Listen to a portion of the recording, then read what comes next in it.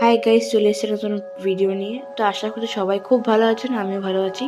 তো এখানে আমরা বাড়ি থেকে বেরিয়ে পড়েছি। বাড়ি থেকে বেরিয়ে পড়ে আমরা যাচ্ছি হালিশহর আমাদের গুরুদেবের আশ্রমে। মানে আশ্রম বলা ভুল, ওটা মঠ বলাই ভালো হবে।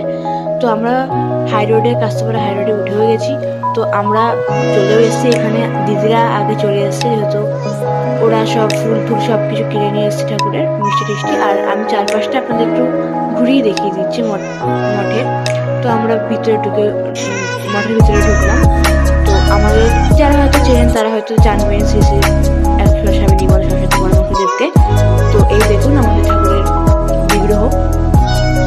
তো এখানে গাড়ি পুজো হবে, বাইরে গাড়ি পুজো হবে। ব্রাহ্মণকে আমরা বেরিয়ে এসেছি, ব্রাহ্মণ আর কিছুক্ষণের মধ্যেই আসবে। তো দেখতে দেখতে ব্রাহ্মণ চলেও এসছে। তো এখানে ধূপকাঠি আর মোমবাতি জ্বালিয়ে দিচ্ছে।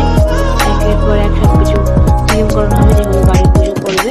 তো ব্রাহ্মণ অনেকক্ষণই পুজো করেছে, ভালোভাবে গাড়িটা পুজো করেছে।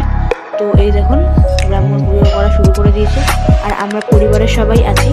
তো এখানে ব্রাহ্মণ নারকেলটা ফাটিয়ে 4টে চাকা দিয়ে দিয়েছে।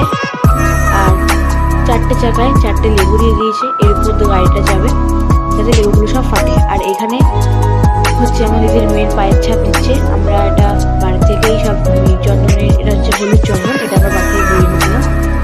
তো এইটুখানি থাক ভিডিওটা। আশা করছি আপনাদের সবার খুব ভালো লাগবে। ভালো লেগে থাকে লাইক, শেয়ার, কমেন্ট করতে কিন্তু ভুলবেন না। আর আপনার একটা লাইক, শেয়ার, কমেন্ট আমাকে আরো অনেক জায়গায়